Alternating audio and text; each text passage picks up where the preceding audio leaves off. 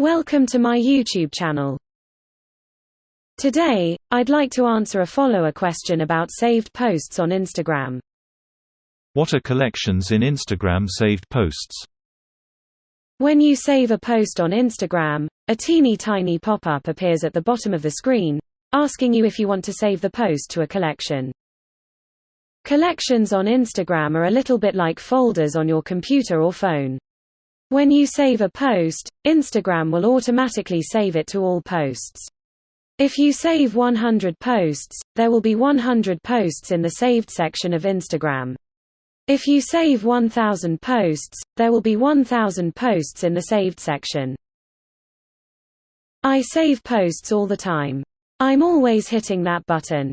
So, because of that, I always have hundreds of saved posts in the saved section of Instagram.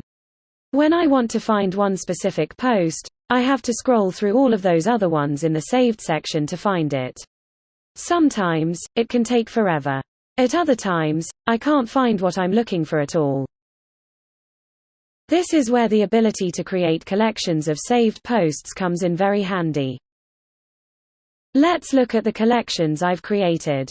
I have one called Color Palettes, and another one called Fonts, and another one called To Follow.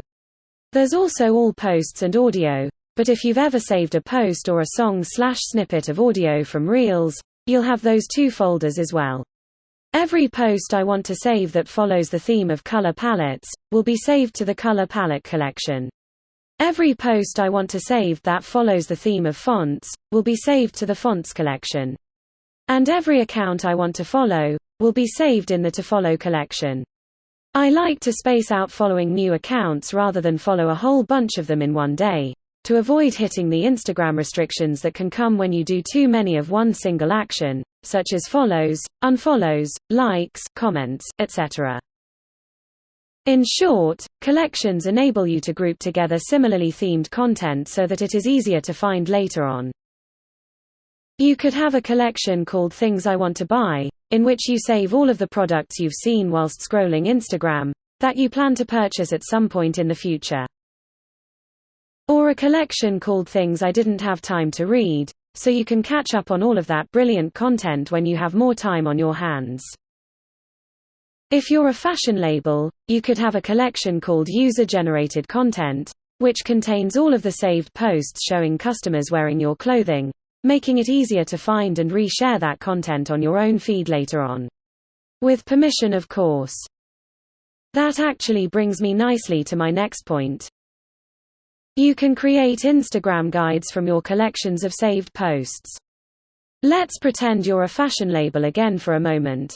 You could create an Instagram guide of customers wearing your outfits in a wide range of different ways. We're going to take a closer look at Instagram guides at a later date, including a complete walkthrough of how to do it and what happens when you hit all of the buttons, so make sure you've subscribed to my channel and turned notifications on if you don't want to miss it. In conclusion, when all is said and done, collections of Instagram saved posts are just that, collections of posts that you've personally put together. Instagram doesn't do it for you. That's your job. Collections work in the same way as saving posts on Facebook, and even, to a certain extent, saving a pin to a board on Pinterest. The only difference, of course, is that your Instagram collections and saved posts are completely private. No one else can see them except you, unless you choose to share the posts with your audience in the form of Instagram guides. And that's pretty much what you need to know about collections of Instagram saved posts, but remember, I'll be bringing you a video on creating an Instagram guide from a collection very soon. I hope you found this video useful today, but please let me know if you have any questions, or would like to suggest another video tutorial. Thank you for watching. Don't forget to subscribe if you'd like to see more social media marketing and content creation tips and tricks. Have a fabulous day.